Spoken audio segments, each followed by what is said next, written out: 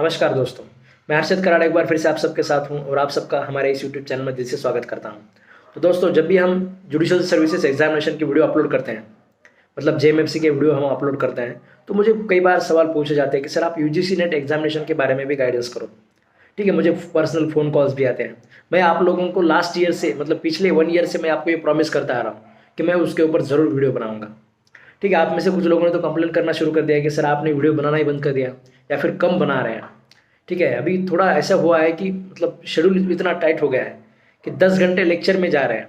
ठीक है, 10 घंटे लेक्चर लेना पड़ रहा है और उसके बाद में 4-5 घंटे उसका प्रिपरेशन में चला जाता है। तो 15 आवर्स काम करने के बाद में नहीं पॉसिबल हो रहा है थोड़ा सा। अभी थोड़ा छुट्टियाँ है तो इसमें बना रहे हैं। एक संडे और छुट्टी का दिन ही ऐसा होता है जिसमें खुद को और फैमिली को टाइम दे पाते हैं। तो इसकी वजह से थोड़ा डिले हुआ है, मगर प्रॉमिस तो आपका फुलफिल करना है, तो आज हम इसके लिए वीडियो बना रहे हैं। अगर आपने ये नेट एग्जामिनेशन आपको देना है तो इस वीडियो को आपको बिल्कुल भी स्किप नहीं करना है। इसको स्किप करना आप अफोर्डेबल ही नहीं कर पाएंगे, इतना इंपॉर्टेंट ये वीडियो होने वाला है। ठीक है, मतलब इसमें हम पूरी तरह से स्ट्रैटेजी देखने वाले हैं कि आप इस एग्जामिनेशन को कैसे फर्स्ट अटेम्प्ट में क्रैक कर सकते हैं। ठीक है, मैंने खुद ने भी ये एग्जामिनेशन फर्स्ट अटेम्प्ट में ही क्रैक किया है और ना कि सिर्फ फर्स्ट अटेम्प्ट में क्रैक किया है, बल्कि मैंने जब मैं एलएलएम में एग्जाम एडमिशन लिया था तो उस फर्स्ट सेमेस्टर में ही मैंने इस एग्जामिनेशन को क्रैक किया था। आप लोग भी एग्जामिनेशन एलएलएम कंप्लीट करने के बाद भी इस एग्जामिनेशन को क्रैक कर सकते हैं और एलएलएम के पहले जब आप एलएलएम आपका चल रहा है, ठीक है, तो अपियरिंग स्टेज में भी आप इस एग्जामिनेशन को क्रैक कर सकते हैं। ठीक है, मतलब जो लोग बाद में मतलब एलएलएम अभी चल रहा है तो क्या सब कुछ ठीक चल रहा है, ये सोच में जो लोग रहते हैं, ठीक है, उन लोगों को एलएलएम करने के बाद में स्ट्रगल करना पड़ता है। और एलएलएम के साथ अगर आप इस एग्जामिनेशन को अपियर करेंगे मतलब क्रैक करेंगे तो आपको एक बेनिफिट रहेगा उसमें। ठीक है, मेरा जैसे एलएलएम कंप्लीट हो गया था, एलएलएम की मार्कशीट आने से पहले मैंने जॉब सिक्योर किया था। ठीक है, Savitribai Phule university department of law में मैंने एलएलएम किया था और मेरा मेरा मार्कशीट आने से पहले मुझे वहाँ पे जॉब मिला था, मतलब असिस्टेंट प्रोफेसर का। ठीक है, 1 साल तक मैंने department of law Savitribai Phule university में किया, वो 1 ईयर का कॉन्ट्रैक्ट था। तो उसके बाद में department of law doctor Baba Saheb Ambedkar Marathwada university में। ठीक है, और अभी विश्वकर्मा यूनिवर्सिटी में मतलब जॉब है। ठीक है, यहाँ का कॉन्ट्रेक्चुअल नहीं है, यहाँ पे हमेशा रह सकते हैं। तो इस प्रकार से जो है, अगर आप उसे एलएलएम के स्टेज में इसको सीरियस लेंगे, इसको आप उस तरीके से करेंगे तो आपको एक आसान इसमें हो जाएगा। एलएलएम का पर्पज़ ही आपको इस ऐसा कुछ एडिशनल क्वालिफिकेशन आपके पास कमाना होना चाहिए। ठीक है, एलएलएम के बाद में देखेंगे, ऐसा करेंगे, ये ऐसा सोचोगे तो डिले हो जाएगा। ठीक है, जिन लोगों को प्रैक्टिस भी करना है, ठीक है, जो लोग कोर्ट में प्रैक्टिस करना चाहते हैं, ये यूजीसी नेट एग्जामिनेशन जो है ये आपको एक प्रकार से मतलब जब भी आप प्रैक्टिस करने की सोचते हो तो आपको सबसे पहले दिमाग में ख्याल आता है कि अभी स्टाइपेंड कौन देगा। मतलब प्रैक्टिस करते वक्त जो हमें मतलब एक 5,000 10,000 जो भी हमें मंथली चाहिए होता है खुद का खर्चा मतलब उठाने के लिए, तो उसके लिए आपको सोचने की ज़रूरत नहीं है अगर आपके पास ऐसा कुछ क्वालिफिकेशन है। अगर किसी मतलब आपके अड़ोस पड़ोस के कॉलेज में भी आप क्लॉक आवर बेसिस पे भी डेली एक आध लेक्चर भी आप ले लेते हो तो भी आपका सस्टेनेंस उससे मतलब कंप्लीट हो जाएगा। इसीलिए आपको इस एग्ज़ाम को कंसिडर करना है। इवन आपको मतलब भले आपको परमानेंट जॉब असिस्टेंट प्रोफेसर का नहीं करना है, फिर भी आपको एक फाइनेंशियल स्टेबिलिटी आपके मतलब इनिशियल आपका जो स्ट्रगल पीरियड है उसको थोड़ा सा कम करेगा। स्ट्रगल पीरियड में आपको ये हेल्प करेगा, इसलिए आपको इसको कंसिडर करना चाहिए। तो ये यूजीसी नेट एग्जामिनेशन को कैसे क्रैक कर सकते हैं फर्स्ट अटेम्प्ट में। ठीक है, तो इसका एक बेसिक स्ट्रैटेजी है, मतलब बहुत ही सिंपल है। ठीक है, मतलब एक प्लान तरीके से अगर हम कुछ करते हैं, यूजीसी नेट एग्जामिनेशन को फॉर्म भरने वाले ज़्यादातर लोग बस ऐसे ही फॉर्म भरने के लिए फॉर्म भर देते हैं। ठीक है, इसमें अगर आपके पास कुछ एक्स्ट्रा प्रिपरेशन है, अगर आपके पास एक्स्ट्रा प्लानिंग है, तो आपको इसको क्वालिफाई करना बिल्कुल भी डिफिकल्ट नहीं है। ठीक है, मैं तो इसको बिल्कुल भी डिफिकल्ट नहीं मानता। मतलब मेरा जो अचीवमेंट है, मतलब सबसे आसान मतलब अचीवमेंट अगर मेरे लाइफ में कुछ है तो ये यूजीसी नेट एग्जामिनेशन का क्वालिफाई करने का है। आपके लिए भी ये वैसे ही रहेगा, बस आपको उस प्लानिंग से ये करना है। ठीक है, तो प्लान कैसे होना चाहिए, इसके लिए 2 पेपर्स रहते हैं, first paper and second paper. First paper जो रहेगा आपका मतलब वो टीचिंग रिसर्च एप्टीट्यूड होता है। मतलब एक टीचर्स के अंदर जो क्वालिफिकेशंस होने चाहिए, ठीक है, एक टीचर्स को किस प्रकार से सोचना चाहिए, उस प्रकार के क्वालिफिकेशन उसमें मतलब डिज़ायरेबल है, उस प्रकार की चीज़ें उसमें डिज़ायरेबल है। इसमें अगर आप मतलब इसमें 50% मतलब सवाल पूछे जाते हैं जो 100 मार्क के लिए पूछे जाते हैं। हर एक सवाल को 2 मार्क्स वहाँ पे दिए जाता है। अभी ये जो पेपर है इसके लिए हम इसके ऊपर ज़्यादा बात नहीं करने वाले, क्योंकि इसके ऊपर आपको बहुत सारे वीडियो मिलेंगे यूट्यूब पे, वो आप देख सकते हैं। ठीक है, वो देख के आप उसको प्रिपेयर कर सकते हैं। और उससे अलावा अगर मेरी तरफ से कोई ट्रिक अगर आपको चाहिए तो मैं बस आपको इतना बोलूँगा कि लास्ट 5 ईयर के सॉल्व क्वेश्चन पेपर्स आप जो आपको जिस बुक में मिलेंगे उस बुक को आप खरीद लीजिए। ठीक है, जहाँ पे आपको ये सारे क्वेश्चन पेपर सॉल्व किए गए हैं। ठीक है, उसमें से आप देखिए मतलब एक कैटेगरीज डिवाइड कीजिए कि किस प्रकार से सवाल पूछे जाते हैं। ठीक है, मतलब सपोज आप सबसे पहले ये देखोगे कि मतलब टेबल क्वेश्चंस पूछे जाते हैं। ठीक है, आपको एक बड़ा टेबल दिया जाएगा, सपोज उसमें कुछ डाटा होगा, मतलब म्यूनिसिपल कॉर्पोरेशन का पैसा कहाँ से आता है। ठीक है, मतलब 10% ये 10 लाख रुपए या इस रिसोर्स से आए थे, ये 25 लाख रुपए उस टैक्स से आए थे, ये इतने रुपए इस साल में इस टैक्स से आए थे। मतलब एक साइड में ये रो में ईयर रहेंगे और कॉलम में कहाँ से पैसा आया ये रहेगा। ठीक है, और आपको उसमें बाद में सवाल पूछे जाएंगे कि सबसे ज़्यादा रेवेन्यू कौन सी ईयर में था। आपको ये भी पूछा जाएगा कि मतलब सबसे मतलब रेवेन्यू कलेक्शन किस सोर्स से होता है। इस प्रकार से आपको सवाल पूछे जाएंगे। ठीक है, अगर आप लास्ट ईयर क्वेश्चन पेपर के 2-3 टेबल सॉल्व करोगे, ठीक है, तो आगे किसी भी प्रकार से टेबल क्यों ना पूछा जाए आपको वो समझ में आ जाएगा। ठीक है, तो इसके हिसाब से आपको एक एक कैटेगरीज देखने हैं कि कितने प्रकार के सवाल पूछे जाते हैं फर्स्ट पेपर में। एप्टीट्यूड में कौन से प्रकार के सवाल पूछे जाते हैं, मतलब जैसे टेबल क्वेश्चंस पूछे जाएंगे, सीरीज पूछे जाएंगे।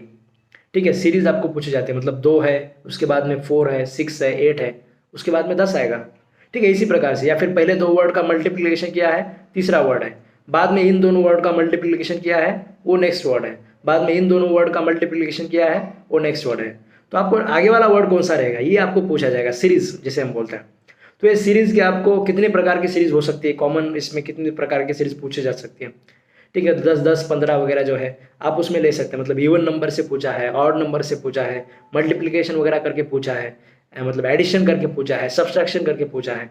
तीनों वर्ड को मतलब सपोज 1, 2, 3 ऐसे वर्ड हैं, 1 और 3 को मिला के नेक्स्ट वर्ड बनाया है, फिर 2 और 4 को मिला के नेक्स्ट वर्ड बनाया है, ऐसे भी कर सकते हैं। मतलब इस डिफरेंट तरीके से सीरीज बना सकते हैं। तो आपको वो देखना है कि सीरीज किस प्रकार से बनती है।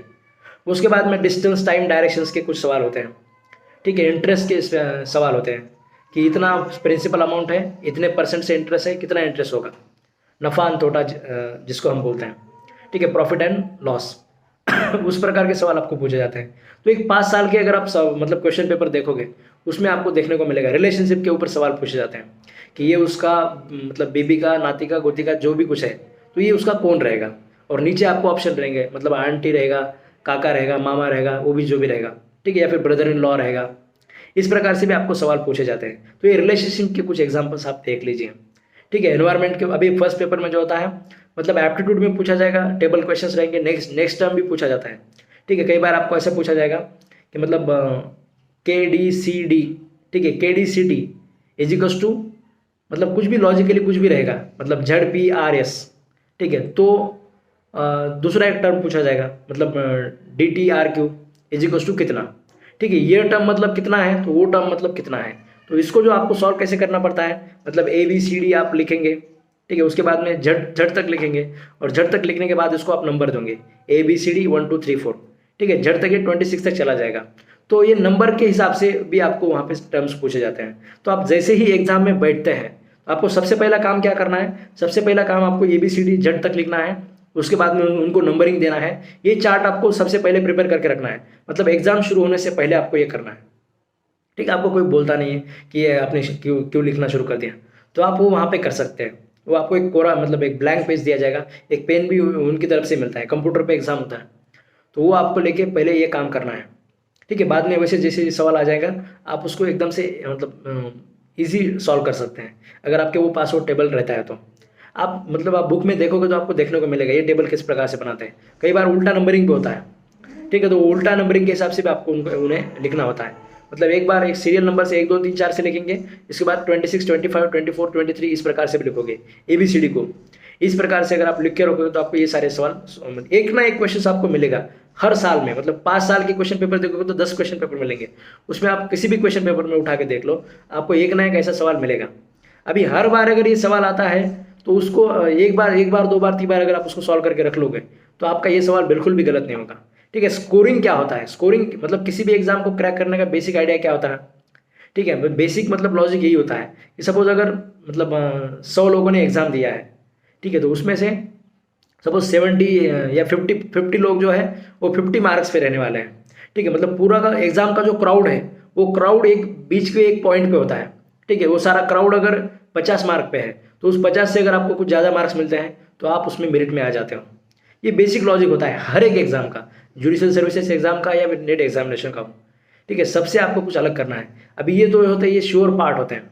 नेट एग्जामिनेशन के सिलेबस को भी आप डिवाइड कर सकते हैं, sure part and unsure part, ठीक है। श्योर पार्ट मतलब वो 100% उस तरह का पूछा जाएगा, और उस श्योर पार्ट को पूछे जाने पर हमें वो बिल्कुल भी गलत नहीं होना चाहिए, ठीक है, उसका हमें पूरी तरह से प्रिपरेशन करना चाहिए। तो फर्स्ट पेपर का जैसा मैंने आपको बताया, मैं इसके ऊपर ज़्यादा बात नहीं करने वाला हूँ। आपको बस ऐसे कैटेगरीज निकालने हैं, table questions, distance time directions, profit and loss, ठीक है। उसके बाद कंप्यूटर नॉलेज के कुछ टर्म्स जो रहेंगे, ठीक है, मतलब डीवीडी का लॉन्ग फॉर्म क्या होता है, ठीक है, हाँ, कॉम्पैक्ट डिस्क सीडी जिसे हम बोलते हैं उसका क्या लॉन्ग फॉर्म होता है, हार्ड ड्राइव मतलब क्या होता है, ठीक है, मेमोरी का मतलब क्या होता है, ठीक है, मतलब रैम मेमोरी क्या होता है, रोम मेमोरी क्या होता है। इस प्रकार के कुछ टर्म्स आपको बस देखने हैं। मतलब आप किसी भी यूट्यूब पे सर्च करोगे कि जनरल कंप्यूटर नॉलेज वगैरह, हर बहुत सारे एग्जाम्स के लिए नॉलेज पूछा जा रहा है, तो उसमें आपको कुछ ऐसे टर्म्स देखने को मिलेंगे। मतलब आप एक बड़ा बुक आप जो खरीदने वाले हैं फर्स्ट पेपर को प्रिपरेशन करने के लिए, किसी भी पब्लिकेशन का क्यों ना हो, ठीक है, आप किसी भी पब्लिकेशन का खरीद सकते हैं, ठीक है, जिसकी लैंग्वेज आपको समझ में आती है, जिसमें जो क्वेश्चन सॉल्व किए गए हैं वो आपको समझ में आते हैं तो उस बुक को आप रेफर कर सकते हैं। उसमें जो कंप्यूटर नॉलेज के इसमें एक 2-4 पेजेस में आपको टर्म्स दिए जाएंगे, वो सारे टर्म्स को आप देख लेना, ठीक है। कॉम्प्रिहेंशन सॉल्व करना होता है, तो कॉम्प्रिहेंशन के 1-2 पैसेजेस उसको सॉल्व कीजिए। अभी ये तो अपने अपने मतलब इस पे है कि हमने कितना आज तक मतलब कितना हम समझ पाते हैं, तो उसके लिए वो भी वहाँ पे काम करेगा, ठीक है। तो ऐसे कुछ कैटेगरीज आप डिसाइड कर लिया, आपको एक कम से कम एक 12 या 13 से कैटेगरी मिलेंगे आपको, ठीक है। मतलब उसमें एनवायरनमेंट के भी कुछ सवाल पूछे जाते हैं। अभी एनवायरनमेंट आपको फर्स्ट पेपर में भी होता है, सेकंड पेपर में भी होता है। एनवायरनमेंट के लिए हम यहाँ पे सेकंड पेपर में वगैरह देखने वाले हैं। आपको मतलब जितने भी एनवायरनमेंट के इसके ऊपर जो प्रोटोकॉल हुए थे, मतलब मॉन्ट्रियल प्रोटोकॉल है सपोज, ठीक है, ओजोन डिप्लेशन के लिए था, क्योटो प्रोटोकॉल है, ग्रीन हाउस गैसेस के इसके लिए था, ठीक है, मतलब अर्थ सुमित है, ठीक है। ये जो सारे जो प्रोटोकॉल्स हुए थे, ये रिसेंटली पेरिस कॉन्फ्रेंस हुआ था, इंटरनेशनल सोलर अलायंस हुआ था, नरेंद्र मोदी ने जो किया था, मतलब सूर्यपुत्र देश जो होते हैं, ठीक है, उन देशों के लिए मतलब ये नरेंद्र मोदी जी ने यूज़ किया हुआ वर्ड है, ठीक है। जहाँ भी जाते हैं कुछ ना कुछ नया निकाल लेते हैं, तो इस प्रकार से उन्होंने वहाँ पे ये वर्ड यूज़ किया था। तो ऐसी कुछ चीज़ें हैं कि जो कॉन्फ्रेंसेस है, उन कॉन्फ्रेंस का लिस्ट बनाइए। आपको एक नियर अबाउट 15 से 20 कॉन्फ्रेंसेस मिलेंगे जो मतलब सच में लैंडमार्क कॉन्फ्रेंसेस हैं, जिसमें हमारे एनवायरनमेंट में कुछ ना कुछ उसका कॉन्ट्रीब्यूशन हुआ है, ठीक है।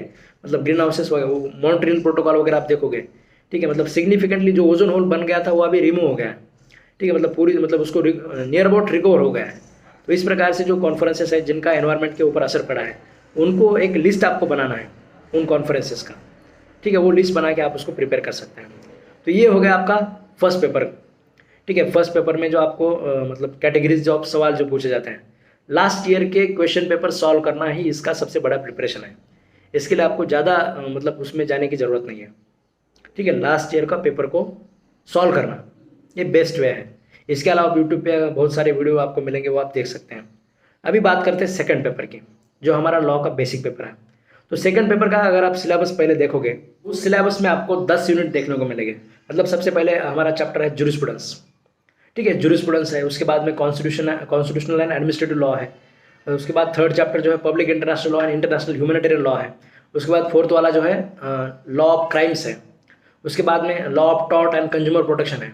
उसके बाद में 6th चैप्टर आपका कमर्शियल लॉ है, ठीक है। उसके बाद में 7th चैप्टर आपका फैमिली लॉ है। उसके बाद में 8th चैप्टर आपका environment and human right law है, ठीक है। एंड 9th चैप्टर जो है intellectual property rights and information and technology law है। और 10वां जो आपका यूनिट है वो है comparative public law and system of governance. ये 10 चैप्टर आपको वहाँ पे पूछे जाते हैं। हर एक चैप्टर पे आपको 10 सवाल पूछे जाएंगे, ठीक है। अभी 100 मार्क का क्वेश्चन पेपर है, तो एक जनरल रेशियो उसमें मेंटेन रहता है कि हर एक टॉपिक पे आपको 10 सवाल पूछे जाएंगे। ये जो सिलेबस है आपका, इसको आपको डिवाइड करना है, ठीक है। इसको आपको कैसे डिवाइड करना है? Sure part and unsure part. Sure part मतलब वो पार्ट रहेगा जिसको आपको इतना ज़्यादा प्रिपेयर करना है, ठीक है। उसको प्रिपेयर करने के बाद में मतलब उसके ऊपर सवाल जो आएगा आपको मतलब 100% सॉल्व हो जाएगा। इस प्रकार के पार्ट को आपको श्योर पार्ट में रखना है। और जो होता है अनश्योर पार्ट, मतलब सबसे पहला चैप्टर अगर आप देखोगे जूरिस्प्रूडेंस को मैं खुद ही समझता हूँ कि अनश्योर पार्ट में होना चाहिए, ठीक है, क्योंकि इसके ऊपर आपको क्या पूछा जाएगा ये आप इतना जज नहीं कर सकते, इतना समझ भी नहीं सकते, ठीक है। मतलब जूरिस्प्रूडेंस के नाम जैसे रॉस्कोपोन, बेंथम, थॉमस एक्विनास, ठीक है, ऐसे कितने सारे नाम आपको देखने को मिलेंगे। तो आपको बस क्या करना है इसके ऊपर, मतलब जूरिस्प्रूडेंस को तो सबसे पहले आपको ज़्यादा वक्त इसमें नहीं देना है, ठीक है, ज़्यादा कितना भी वक्त आप इसमें दोगे मतलब एग्ज़ाम में जो आएगा, कभी कभी ऐसा होता है कि मतलब किसी किसी को नहीं आएगा। ठीक है, मतलब कई बार ऐसा होता है कि एग्ज़ाम में ऐसे सवाल होते हैं जो किसी को भी नहीं आते हैं। किसी को भी नहीं आना मतलब नॉर्मली तो ऐसा होता है कि उस एग्ज़ाम में उस सवाल को माइनस कर देना। ठीक है, मतलब जो हम लोगों को जज करने के लिए एग्ज़ाम लेते हैं, ठीक है, उसमें आप जज ही नहीं कर पाओगे। अगर किसी को भी नहीं आता है तो जज क्या करने का क्या मतलब। या फिर अगर सबको कोई सवाल आता है, एकदम से आसान सवाल है, तो उसमें भी आप किसी को जज नहीं कर पाएंगे। ठीक है, मतलब सारे के सारों मतलब सारों को नहीं आने की ज़रूरत नहीं है। सपोज 100 लोगों ने एग्ज़ाम दिया है, अगर 80% लोगों को भी वो सारा का सबको सवाल आता है, तो उसमें भी आप लोगों को जज नहीं कर पाएंगे। ठीक है, या फिर 80% लोगों को सवाल नहीं आता है, तो फिर भी आप उसमें से एग्ज़ाम से कोई फ़ायदा नहीं होगा, उसमें से आप लोगों को जज नहीं कर पाएंगे। बस मुझे लगता है अक्कड़ बक्कड़ बम्बे बो, ठीक है, मतलब उससे वो हो जाएगा। ठीक है, इसमें माइनस मार्किंग नहीं होता है, नेगेटिव मार्किंग नहीं होता है, जिसका लग गया उसको लग गया। तो इस प्रकार से अगर आप नेट एग्जामिनेशन का क्वालिफिकेशन लोगे, तो मतलब गलत लोग भी इस एग्जामिनेशन से क्वालिफाई होकर बाहर आएंगे। तो कुछ ऐसे सवाल होते हैं जूरिस्प्रूडेंस के जो किसी को भी नहीं आते हैं। ठीक है, मेरा पर्सनल ऐसा मानना है कि मतलब इसको ज़्यादा वक्त नहीं देना चाहिए। आपको बस क्या करना है कि जूरिस मतलब अभी इसमें लॉ एंड मोरालिटी के ऊपर सवाल पूछे जाते हैं। जैसे थॉमस एक्विनस का नाम इसमें बड़ा है, तो उसका आप नाम वहाँ पे ले सकते हैं। ठीक है, मतलब लॉ थॉमस एक्विनस ने क्या कहा था, तो उसको थोड़ा सा डैश करके लिख सकते हैं। रोस्को पाउंड, ठीक है, मतलब बैलेंसिंग ऑफ इंटरेस्ट वगैरह, तो उसको डैश करके वो लिख सकते हैं। उसका कोई बुक अगर लिखा है तो उसका बुक आप लिख सकते हैं। ठीक है, अभी ये बहुत ज़्यादा जिन्हें प्रिपरेशन करना है नेट एग्जामिनेशन, मतलब जिनका मतलब दिल से जो चाहते हैं कि बस टीचर ही बनना है, उसके अलावा ज़िंदगी में कुछ भी नहीं करना है। ठीक है, जो लोग इतना करना चाहते हैं वो लोग इतना डिटेल में जूरिस्प्रूडेंस का स्टडी मतलब नेट एग्जामिनेशन के लिए कर सकते हैं। ठीक है, जूरिस्प्रूडेंस मतलब सबसे इंपॉर्टेंट सब्जेक्ट है। मैं मानता हूँ कि लॉ में सारे सब्जेक्ट से ज़्यादा इंपॉर्टेंट सब्जेक्ट जूरिस्प्रूडेंस है। मगर जब हम एग्जामिनेशन की बात करते हैं ना, जब हम कंपटीशन की बात करते हैं, ठीक है, तो हमें यहाँ पे कितना नॉलेज मुझे मिल रहा है इसके बारे में नहीं सोचना चाहिए। जब आप किसी एग्जामिनेशन को टारगेट करके उसमें कुछ अचीव करना चाहते हैं, उसमें सबसे आगे एक मार्क से रहना चाहते हैं, तो वहाँ पे आपको मतलब कितना नॉलेज मैं यहाँ से एक्वायर करूँगा, उसको आप इसके ऊपर आपको फोकस नहीं करना है। आपको बस फोकस करना है कि इसमें मैं कैसे स्कोरिंग कर सकता हूँ, नेट एग्जामिनेशन में मैं स्कोरिंग कैसे कर सकता हूँ। और उस स्कोरिंग के लिए इसको ज़्यादा टाइम देना मुझे सही नहीं लगता।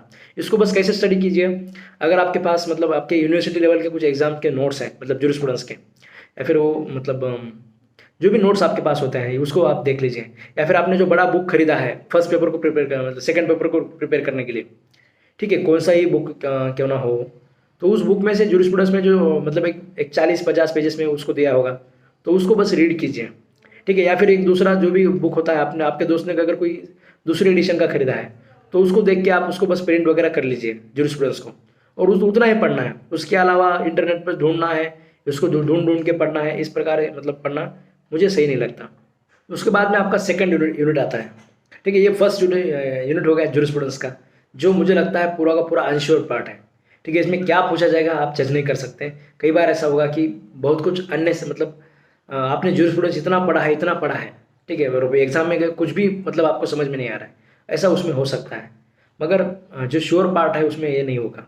जूरिस्प्रूडेंस के लिए बस आपको जो आपने बुक बड़ा खरीदा है जूरिस्प्रूडेंस के मतलब पूरे पेपर के लिए, पूरे नेट के लॉ पेपर के लिए आपने जो बुक खरीदा है उसको बस पढ़ लीजिए।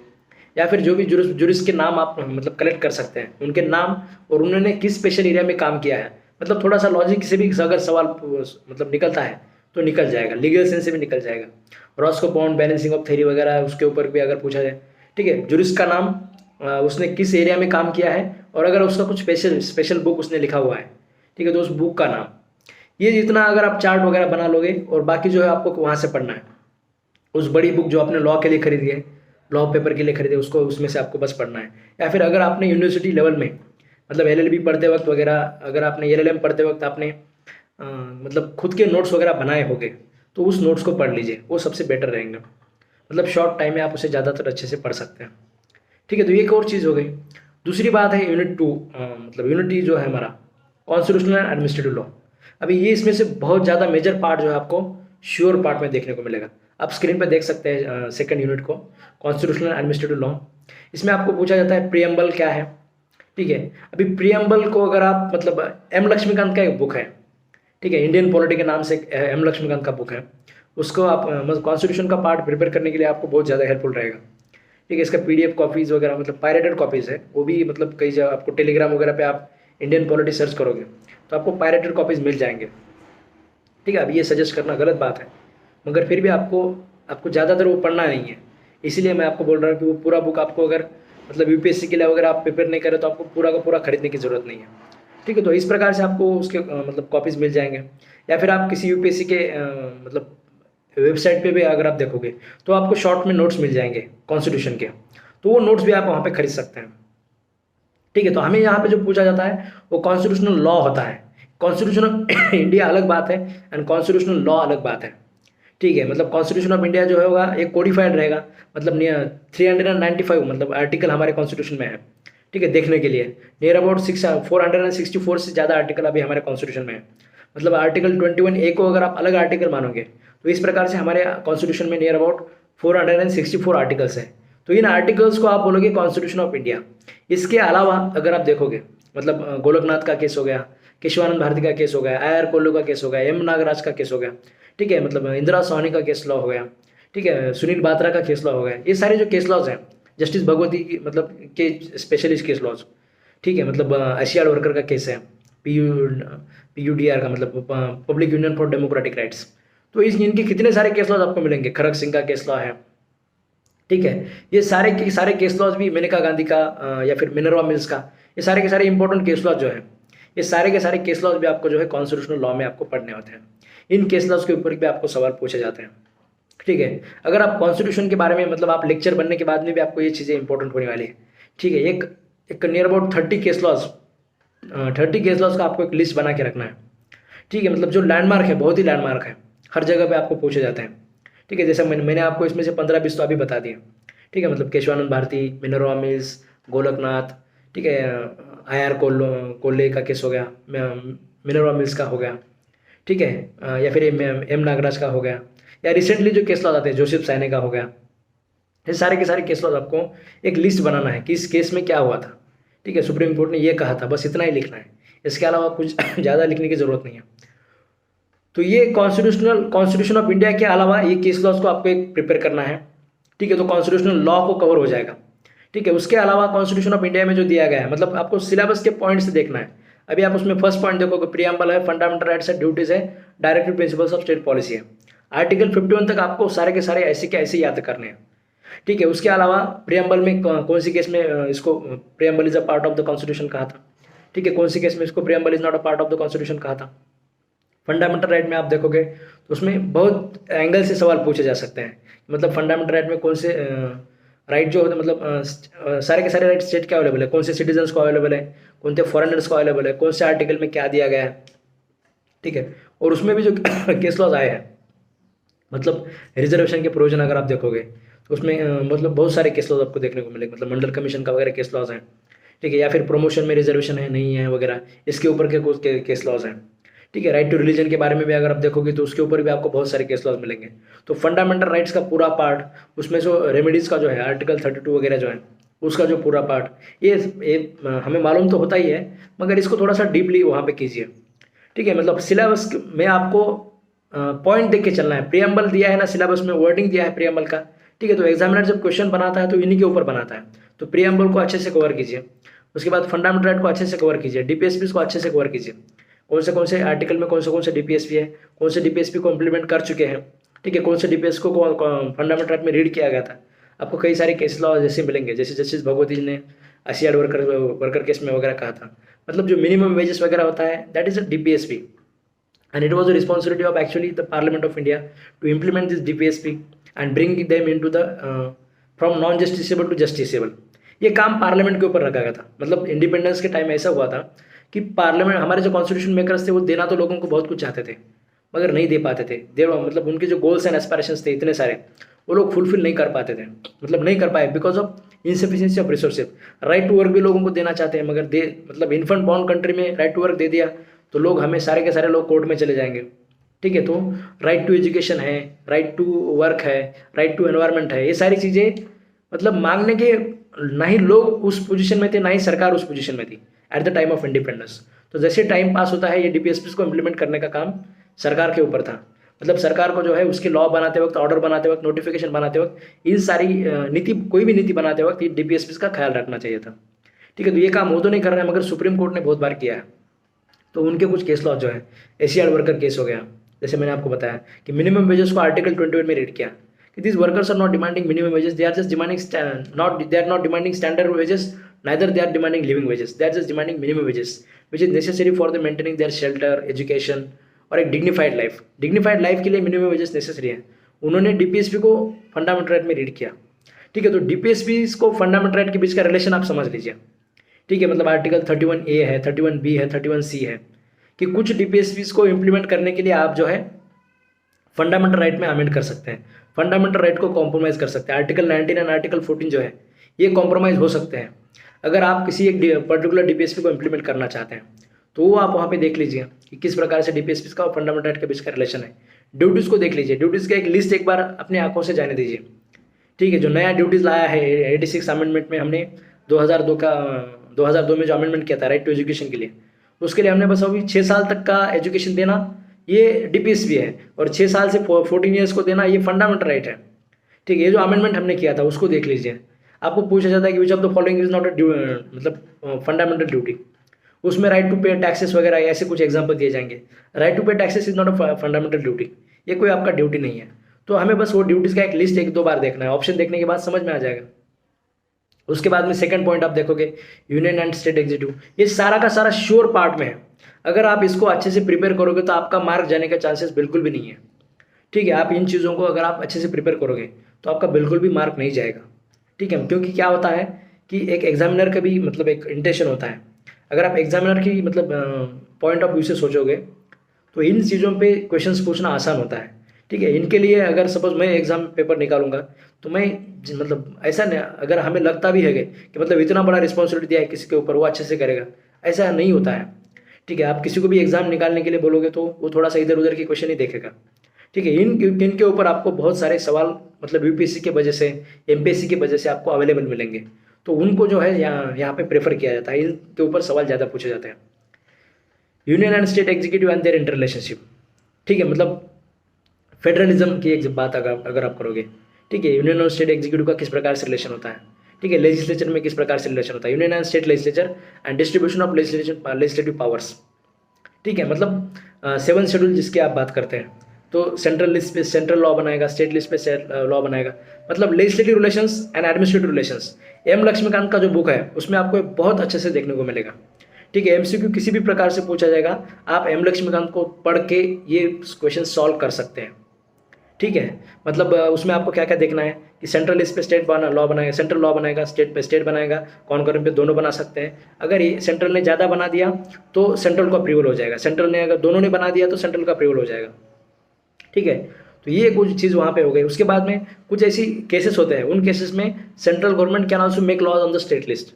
For example if Rajya Sabha passes resolution to that effect, so in a national interest, तो सेंट्रल गवर्नमेंट स्टेट लिस्ट पे लॉ बना सकता है। उसके बाद इमरजेंसी अगर वहाँ पे लगी है तो भी सेंट्रल गवर्नमेंट लॉ बना सकता है। प्रेसिडेंट रूल है तो भी पार्लियामेंट में लॉ बनाए जा सकते हैं। Even money bill can be pass in parliament, ठीक है। अगर प्रेसिडेंट रूल वगैरह लगा है तो मनी बिल भी जो होता है वो पार्लियामेंट में पास हो सकता है, ठीक है। मतलब इस प्रकार से चीज़ें जो है, अगर 2 से ज़्यादा ये 4 हो गए, उसके बाद 2 से ज़्यादा स्टेट अगर रिक्वेस्ट करते हैं, suppose Maharashtra and Gujarat request parliament to make law in particular subject, तो उनके ऊपर भी सेंट्रल गवर्नमेंट वहाँ पे लॉ बना सकता है।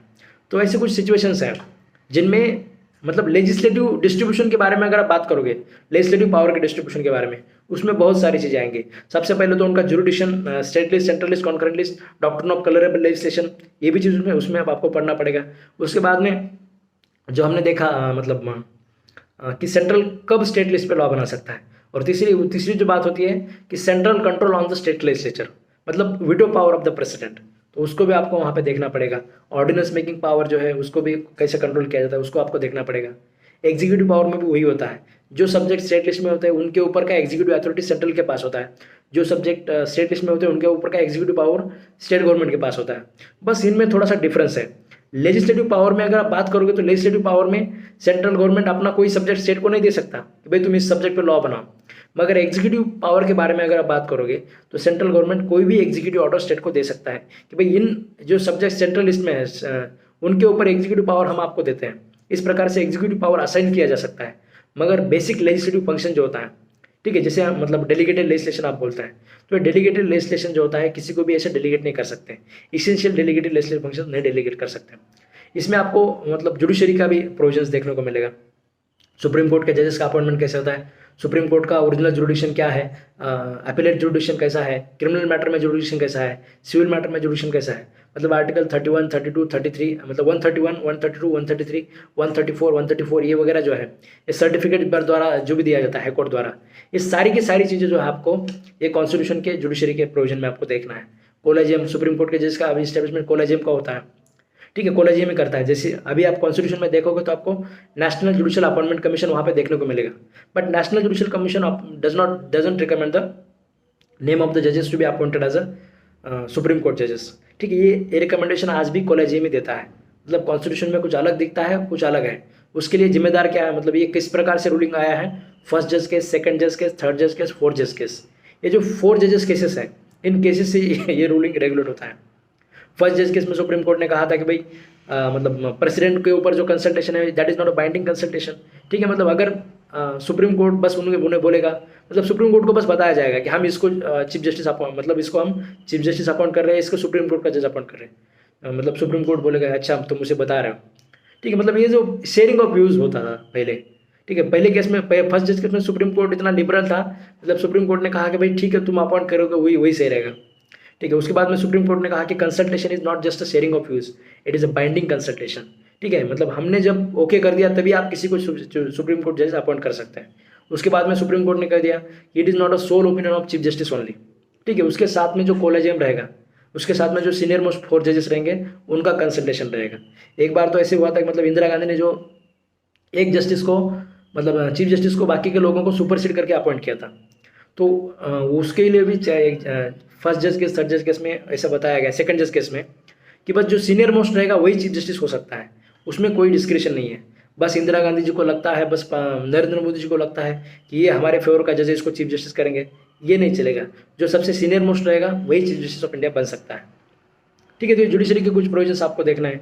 उसके बाद इमरजेंसी के प्रोविजंस हैं, मतलब 352, 356 एंड 360, और उसमें बीच में जो अधिकारों का वो मतलब निकाला जा सकता है, ठीक है। किस प्रकार से फंडामेंटल राइट को मतलब रिवोक कर सकते हैं, ठीक है। आर्टिकल 19 किस प्रकार से सस्पेंड होता है, आर्टिकल 20 एंड 21 सस्पेंड नहीं कर सकते हैं। जस्टिस HR खन्ना का जो हिबियस कॉर्पस का जजमेंट जो था, ठीक है, मतलब ADM जबलपुर का जो केस था, हिबियस कॉर्पस केस कहा जाता है उसको, ADM जबलपुर केस, ये भी लैंडमार्क केस है, उसको भी आपको देखना पड़ेगा, ठीक है। जो 42nd अमेंडमेंट है, 44 अमेंडमेंट है, ये सारे अमेंडमेंट भी आपको वहाँ पे देखने पड़ेंगे, ठीक है। जब आप इमरजेंसी प्रोविजंस की वगैरह बात करते हो तो आपको ये अमेंडमेंट भी वहाँ पे देखना पड़ेगा। उसमें कहा गया था कि मतलब जो जस्टिस HR खन्ना जो थे, उन्होंने जो माइनॉरिटी में ओपिनियन दिया था उसको अमेंडमेंट करके उन्होंने क्या किया था, कॉन्स्टिट्यूशन में एक्चुअली डाला था कि आप कोई भी आर्टिकल आप ले सकते हैं इमरजेंसी के टाइम पे, मगर आर्टिकल 20 एंड 21 को आप नहीं ले सकते, तो वो आपको वहाँ पे देखना पड़ेगा। उसके बाद temporary transitional and special status of certain state, Jammu Kashmir का स्पेशल स्टेटस किस प्रकार से निकाला है उसके बारे में पढ़ लीजिए। और जो एक लिस्ट बनाई है, महाराष्ट्र को भी स्पेशल स्टेटस है, हमेशा हम बात करते हैं कि भाई जम्मू कश्मीर का स्पेशल स्टेटस, उसका स्पेशल स्टेटस, मगर ऐसा नहीं, बहुत सारे स्टेट को स्पेशल स्टेटस है।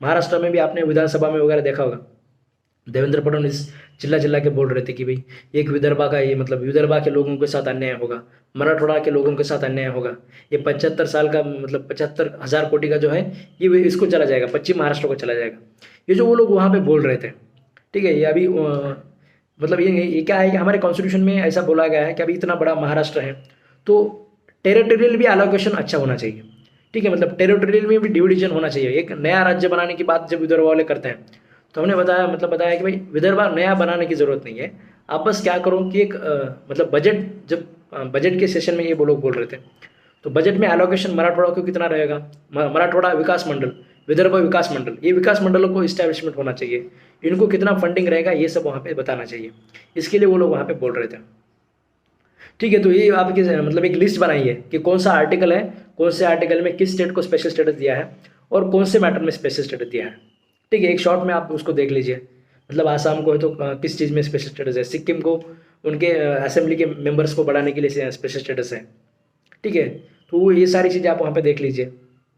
आंध्र प्रदेश को उनकी स्पेशल सेंट्रल यूनिवर्सिटीज़ बनाने के लिए स्पेशल स्टेटस है, तो ये चीज़ें अगर आप देख लोगे तो उसमें भी आपको ये श्योर पार्ट में आएगा। अगर ये सिलेबस में 10 पॉइंट दिए, हर एक यूनिट में 10 पॉइंट दिए, अगर स्पेशल स्टेटस पे एक सवाल पूछना है, ठीक है, तो ये 2-3 चीज़ें अगर आप देख लोगे तो आपका 100% एक मार्क उसमें सिक्योर हो जाएगा, ठीक है। किसी भी एग्जाम को क्रैक करना मतलब एक एक मार्क को हमारे साथ कलेक्ट करना होता है, ठीक है, जितना आप खुद के पास कलेक्ट करके रखोगे और आखिरी में जब काउंट किए जाएंगे आपके पास अगर ज़्यादा होंगे तो आप उसमें मेरिट लिस्ट में आ जाते हो। ये बेसिक लॉजिक होता है किसी भी एग्जाम का। तो इसमें आपको हर एक छोटे छोटे पॉइंट को निगलेक्ट नहीं करना है। ठीक है, मैं जो आपको ये छोटी छोटी चीज़ें बता रहा हूँ कि इसके ऊपर आपको देखना है, इमरजेंसी के प्रोविजन सबको आपको अच्छे से करना है। इमरजेंसी के ऊपर एक सवाल आता ही आता है। ठीक है, तो एक सवाल अगर आने वाला है तो मैं इमरजेंसी पूरा कवर कर लूँगा तो 1 मार्क में कलेक्ट कर लूँगा। ठीक है, स्पेशल स्टेटस के प्रोविजन अगर मैं कलेक्ट कर लूँगा तो 1 मार्क में कलेक्ट कर लूँगा, तो उसको आपको कलेक्ट करना है। इलेक्शन कमीशन ऑफ इंडिया के ऊपर एक सवाल हो सकता है, इलेक्शन कमीशन ऑफ इंडिया का गठन कैसे होता है, is it a single member body और is it a multi member body, इसका इलेक्शन कमिश्नर्स को कैसे अपॉइंट किया जाता है, इलेक्शन कमिश्नर्स को कैसे रिमूव किया जाता है, ये सारी चीज़ें आपको वहाँ पे देखनी है। ठीक है,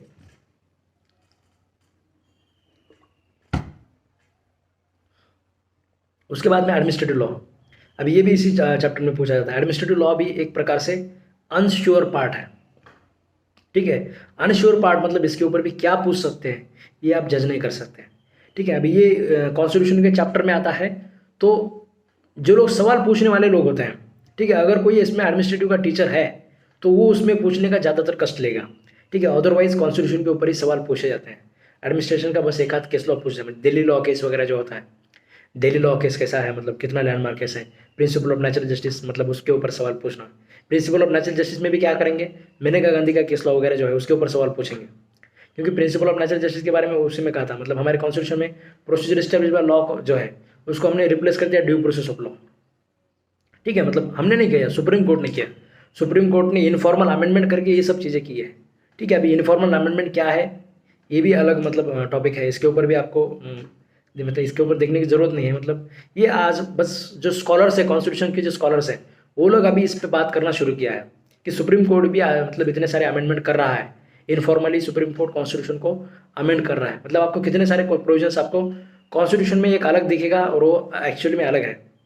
ठीक है, मतलब आर्टिकल 31A-B-C भी आप देखोगे तो आपको कॉन्स्टिट्यूशन में अलग दिखेगा, मगर उसका एक्चुअल में आप देखोगे केस लॉ, उसका इंटरप्रिटेशन देखोगे तो अलग से रीड किया जाता है। आर्टिकल 21 जो मैंने आपको बताया प्रोसीजर एस्टैब्लिश्ड बाय लॉ, उसको supreme court due process of law read करता है। ठीक है, national judicial appointment commission, it is there in the constitution but not enforceable. Article 368, article 13, ये सारे आपको अलग दिखेंगे। वहाँ पे ये बताया है for the clearation of all doubts there is no limitation on power of parliament to amend the constitution, मगर basic structure it is nowhere there in the constitution, कहीं भी अभी नहीं दिखेगा। ठीक है, कॉन्स्टिट्यूशनल मोरालिटी नया कंसेप्ट आया है, ये भी आपको कहीं पे भी नहीं दिखेगा कॉन्स्टिट्यूशन में, but this things are exist. ठीक है, वो अभी भी एग्जिस्ट करते हैं और वो इतने एग्जिस्ट करते हैं कि मतलब उसको ही ज़्यादा ख्याल रखा जाता है, बेसिक स्ट्रक्चर का सबसे ज़्यादा ख्याल रखा जाता है। ठीक है, भले ही आपको कॉन्स्टिट्यूशन में कहीं देखने को नहीं मिलेगा। ठीक है, तो ये आपका फर्स्ट मतलब सेकंड यूनिट हो गया। सेकंड यूनिट में कॉन्स्टिट्यूशन का जो पार्ट है ये आपका श्योर पार्ट है, इसके ऊपर आपको जितना फोकस कर सकते हैं उतना फोकस आपको करना है।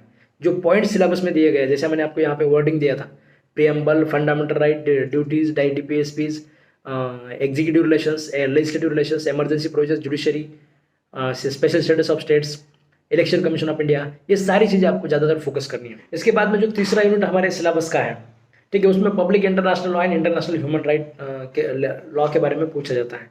तो ये भी 10 मार्क के लिए, नियर अबाउट 10 मार्क्स के लिए इसके ऊपर भी मतलब MCQ पूछे जाते हैं। तो इसमें क्या है, मतलब ये जो सिलेबस है इसको भी मैं अनश्योर पार्ट में रखूँगा। ठीक है, अनश्योर पार्ट ज़्यादातर इसमें मतलब श्योर चीज़ें बस ये है, इसमें कुछ केस लॉज पूछे जाते हैं। ठीक है, जैसे नॉर्थ कॉन्टिनेंटल शेल्फ केस है, निकारागुआ का केस लॉ है, असाइलम का केस लॉ है, advisory opinion on legality of का केस लॉ है, फिशरीज का केस लॉ है, कॉर्फू चैनल का केस लॉ है। इस प्रकार से ये केस लॉज को मतलब टेबल में रख के वगैरह पूछे जाते हैं। ये नॉर्थ कॉन्टिनेंटल नॉर्थ सी कॉन्टिनेंटल का जो केस लॉ है ये तो मुझे लगता है कम से कम 10 बार पूछा गया होगा। ठीक है, तो ऐसे एक लिस्ट बना लीजिए आप, एक 15-20 केसेस जो लैंडमार्क केसेस है इंटरनेशनल लॉ के, उसकी एक आप लिस्ट बना लीजिए।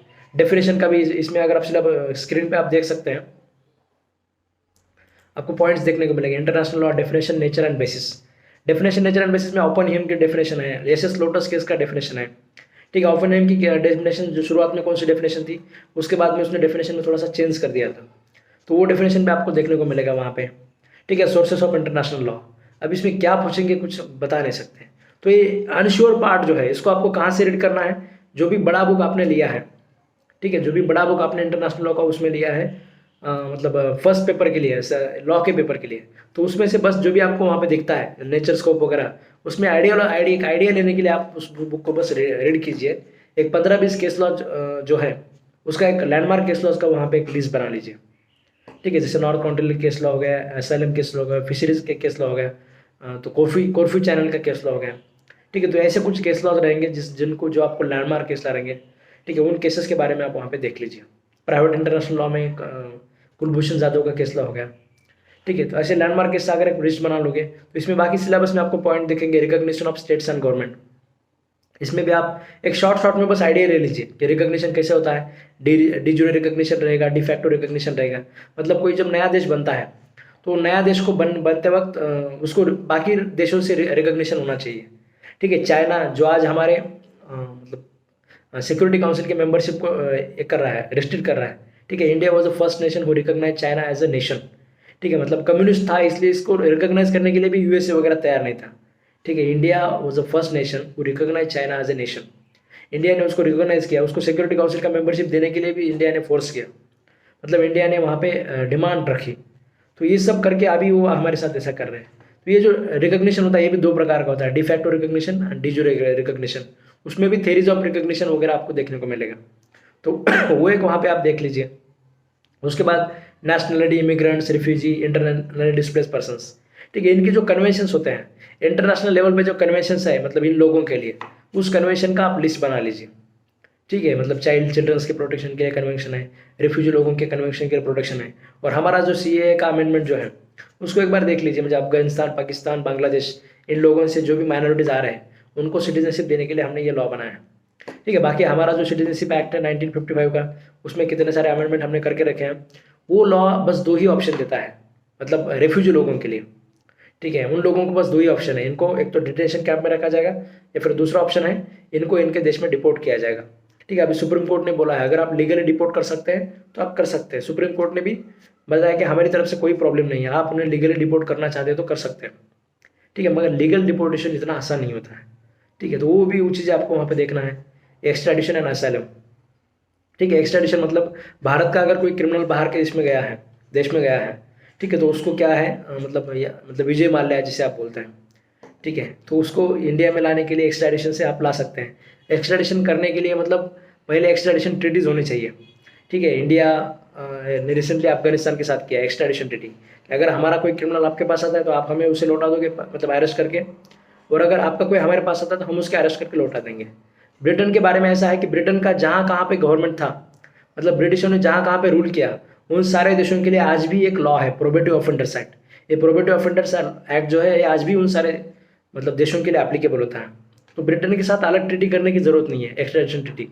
ठीक है, ब्रिटेन की सारे के सारे उन देशों के साथ ट्रीटी है जो जहाँ कहाँ पे उन्होंने रूल किया था, प्रोबेटिव ऑफेंडर्स एक्ट। उसकी वजह से आप वहाँ पे ब्रिटेन के साथ डिमांड कर सकते हैं, एक्स्ट्राडिशन कर सकते हैं।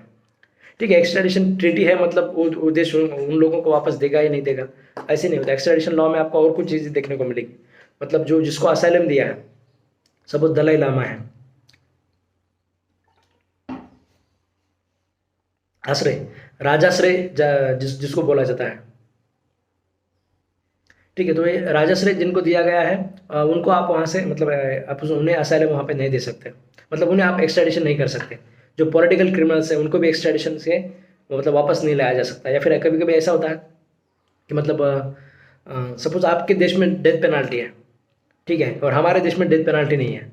अगर आप किसी प्रिजनर को हमसे ले जाना चाहते हैं जिसको डेथ पेनाल्टी, जिसकी आपके लॉ बताता है कि उसको डेथ सेंटेंस दिया जा सकता है, तो वो देश भी उसको एक्स्ट्राडिट वहाँ पे नहीं करता है। तो ऐसे आपको एक्स्ट्राडिशन लॉ में ऐसे कुछ चीज़ें देखने को मिलेगी। एक्स्ट्राडिशन एग्रीमेंट जो है, ट्रीटी जो है, उसके बारे में आपको देखने को मिलेगा। इंडिया ने किसी के साथ एक्स्ट्राडिशन ट्रीटी किया है रिसेंटली, तो वो देख लीजिए वहाँ पे। ठीक है, उसके बाद United nation and it's organ, उसके जो सारे ऑर्गन्स हैं मतलब जनरल असेंबली, सिक्योरिटी काउंसिल, वो सब देख लीजिए वहाँ पे। ये भी श्योर पार्ट है, यूनाइटेड नेशन के जो ऑर्गन्स है ये भी श्योर पार्ट है। इसके ऊपर जो भी सवाल पूछा जाएगा आपको आएगा। ठीक है, पूरी तरह से इसको अनश्योर पार्ट हम अगर नहीं भी बनाएंगे, इसके कुछ 15-20 लॉ के केस लॉज का लिस्ट बना लीजिए। और इसके यूनाइटेड नेशन के जो ऑर्गन्स हैं, इनके मेंबर्स कैसे अपॉइंट किए जाते हैं, वीटो पावर कैसे होता है, ठीक है, कितने साल में अपॉइंट किए जाते हैं। आईसीजे भी एक उसका एक विंग है, मतलब इसका एक ऑर्गन है। तो आईसीजे के जजेस कितने साल के लिए अपॉइंट किए जाते हैं, 9 ईयर्स के लिए अपॉइंट किए जाते हैं। तो वो देख लीजिए। कितने साल के बाद जजेस का रीअपॉइंटमेंट होता है, तो वो वहाँ पे देख लीजिए आप। ठीक है, तो ये वहाँ पे आपको देखना है। सेटलमेंट ऑफ इंटरनेशनल डिस्प्यूट्स, ठीक है, ज़्यादातर मतलब अनश्योर पार्ट है, इसको देखना भी नहीं है। वर्ल्ड ट्रेड ऑर्गेनाइजेशन, उसको आगे आपको सिलेबस में जो भी वर्ड दिखता है उसको बस गूगल करना है। ठीक है, इसको गूगल करके आपको देखना है कि इसका एस्टेब्लिशमेंट कब हुआ था। ठीक है, इसमें कितने मेंबर्स रहते हैं, इसका अपॉइंटमेंट कैसे होता है। ठीक है, अभी इसको कैसे शेयर वगैरह इसमें होता है, ये सारी चीज़ें आपको वहाँ पे देखनी है। WTO को जो आपको दिख रहा है। उसके बाद इंटरनेशनल ह्यूमैनिटेरियन लॉ जो है, ठीक है, इसमें ये भी आपका थोड़ा सा श्योर पार्ट है। ठीक है, मतलब हमारे पास जो अ, मतलब जो बिल ऑफ राइट्स है, ठीक है, बिल ऑफ राइट्स जिसे आप कहा जाता है, उसमें 3 कन्वेंशंस आते हैं basically. Universal declaration of human right, मतलब इकोनॉमिक प्रोटेक्शन के राइट के लिए जो कन्वेंशन है वो हो गया, या फिर कल्चरल और एजुकेशनल राइट्स के लिए जो कन्वेंशन है वो हो गया। ये 3 कन्वेंशन जो है, ठीक है, मतलब universal including universal declaration of human right, इसको आप अच्छे से वहाँ पे देख लीजिए। ठीक है, उसके बाद international implementation of international humanitarian law and challenges, उसको कितना भी देखोगे, कितना भी पढ़ोगे तो सफिशिएंट नहीं है। ये अनश्योर पार्ट रहेगा, उसको आपको देखने की ज़रूरत नहीं है। ठीक है, बस या फिर पढ़ना ही है तो बस उस बड़े बुक में मतलब ठोकरा जिसे आप बोलते हैं, उससे बस एक बार रिवीजन कर मतलब देख लीजिए कि क्या है इसमें एक्चुअली। ठीक है, उससे अलावा इसको ज़्यादा टाइम नहीं देना है। उसके बाद आपका 4th यूनिट है लॉ ऑफ क्राइम्स। ठीक है, लॉ ऑफ